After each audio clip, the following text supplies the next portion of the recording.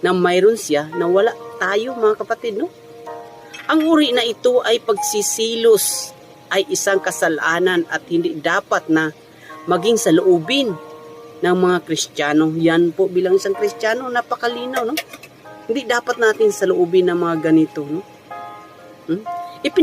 Ipinakikita ng ugaling ito nga nakukontrol, no? Patayo ng ating sarili, mga kagustuhan. Yan po, may mabasa po tayo niyan sa 1 Corinto 3 verse 3, mga kapatid. Ang sabi, no? Dahil makamundo pa rin kayo, nag-iinggitan kayo at nag-aaway-away. Hindi ba't patunay ito na makamundo pa rin kayo at namumuhay ayon sa laman? Yan po, napakalinaw ang salita ng Diyos, mga kapatid, no? Alam ninyo, mga kapatid, sa tuwing nagsisilos tayo, no? Nangangahulugan, iyon na hindi pa tayo nasisiyahan sa mga binibigay sa atin ng Diyos, no? Sinasabi sa atin ng banal na kasulatan, no? Na dapat tayong masiyahan kung ano ang mayroon tayo.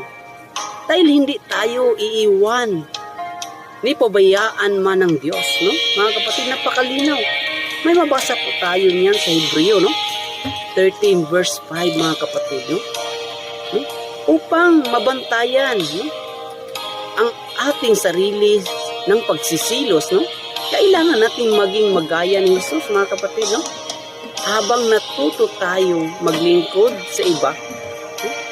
Sa halip na nasa ating sarili mag-umpisa ang pagbabago sa ating puso at huwag kayong magsiayon sa humagitan ng pagbabago ng inyong pag-iisip, no?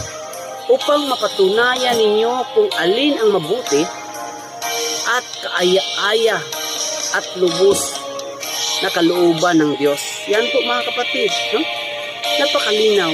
Mabasa po natin yan sa Roma 12 verse 2, mga kapatid, no?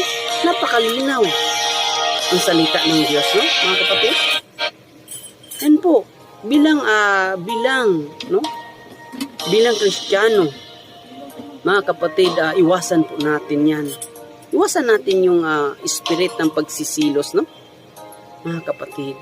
Kaya malaking maging hadlang yan sa ating relasyon sa Diyos,